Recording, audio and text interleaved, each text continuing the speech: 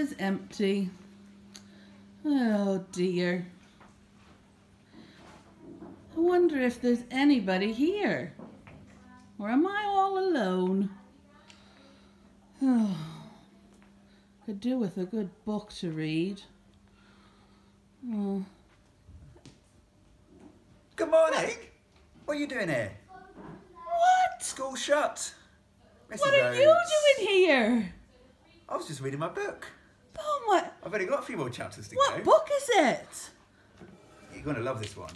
It's Awful Auntie by David Walliams. You are joking. I'm reading that at home. What page are you on? I'm on page, 325. You're joking. That's what loads. I'm on. Is it really? The driving lesson, chapter, 34? You wouldn't mind reading it to me, would you? Oh, do you know what? I'd love to, because I've been reading to nobody except the camera the last few weeks. Oh. But people have been listening. How sad. Which is nice. It's got some nice messages, actually. But how many pages have we got left to go? Quite a few, I think. I think we'll have to do some tomorrow as well. Are you in tomorrow? Well, I will be in tomorrow if we're reading this. Oh, yes! What a fantastic day. Right, shall I just get started then? Yeah. Yeah, the driving lesson, chapter 34. Oh, here we go. It's all about to kick off, isn't it? But you can't drive, protested Soot. The pair stood next to the battered Rolls Royce in the garage. No, not really, conceded Stella.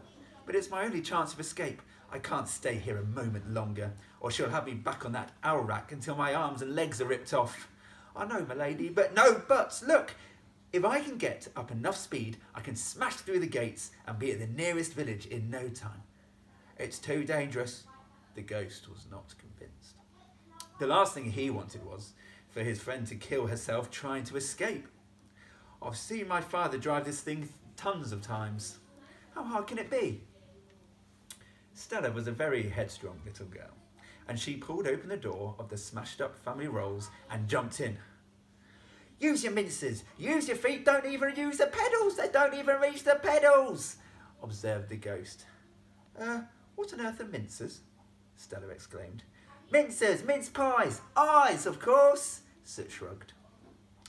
Stella shook her head despairingly, then looked down at her feet, which were dangling off the enormous black leather driving seat. What do you need pedals for? She asked innocently.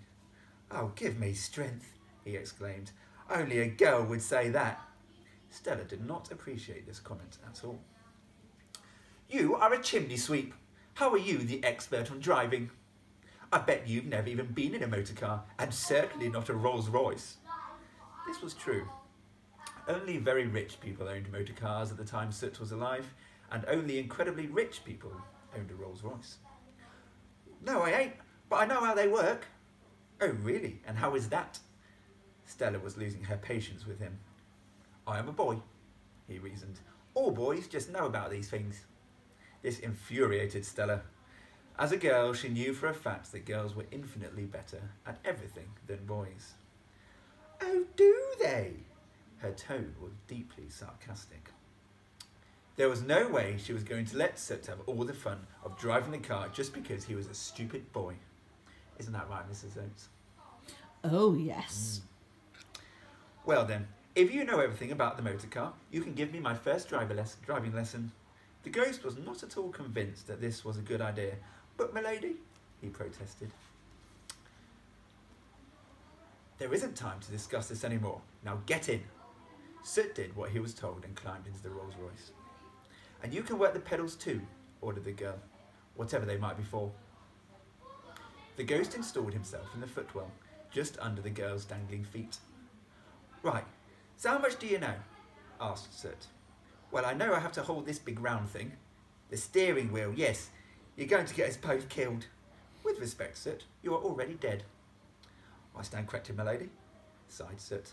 First thing you need to do is turn the key in the ignition.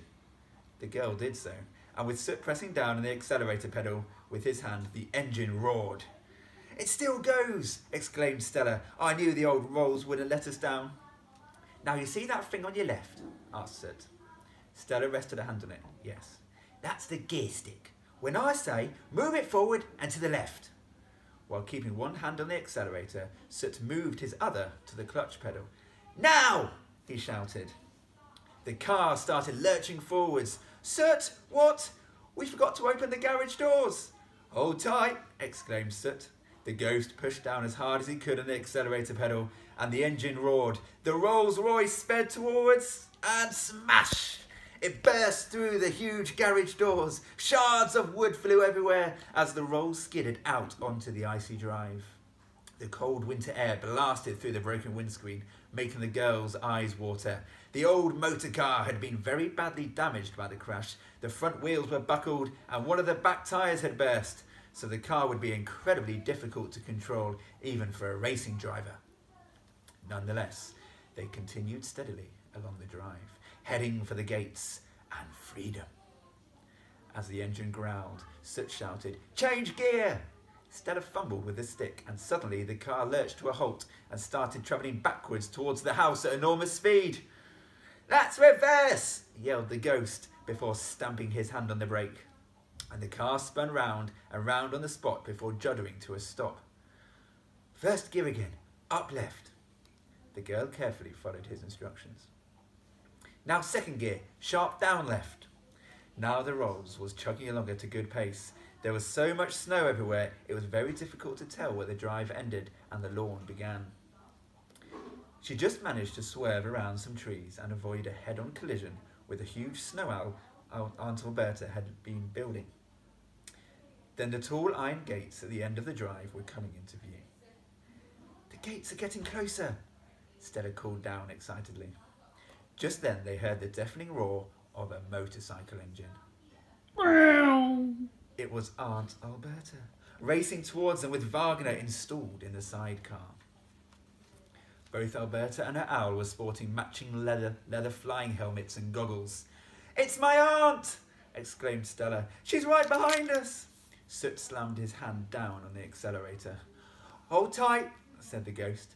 "We have to go as fast as we can to get through those gates." Stella looked over her shoulder. "They're gaining on us," she cried. "Straight to fourth gear then, down right," hollered Soot above the din of the engine. There was an almighty crunching sound as the girl yanked the stick and the gears shifted. Safely now, in fourth gear, the Rolls was going faster and faster. The huge iron gates were seconds away from impact. "Any moment now!" shouted Stella as she closed her eyes as the Rolls rammed the gates